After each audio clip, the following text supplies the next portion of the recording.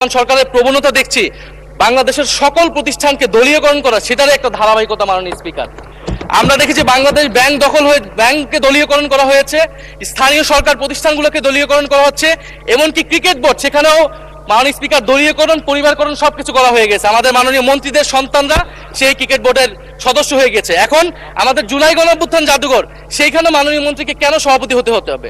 সেটা তো মন্ত্রণালয়ের অধীনে একটি প্রতিষ্ঠান। আর দ্বিতীয় যে সংশোধনী, যে সরকার চাইলে যে কাউকে বাদ দিয়ে দিতে পারবে। এখন জুলাই গণঅভ্যুত্থান আমরা সকলে এক বাক্যে স্বীকার করি, এটা সকল পক্ষের, ফ্যাসিবাদ বিরোধী সকল পক্ষের একটা অংশীদারিত্ব সেখানে আছে। এই জাদুঘর পরিচালনা করার ক্ষেত্রে, যে কোনো গুরুত্বপূর্ণ সিদ্ধান্তের ক্ষেত্রে এই জিনিসটা মানা উচিত, সকলের সেই কনসেনসাস থাকা উচিত। এখন সরকার সম্পূর্ণভাবে এটার নিয়ন্ত্রণে নেওয়ার চেষ্টা করা হচ্ছে, নিয়ে যাচ্ছে এই বিল পাসের মাধ্যমে।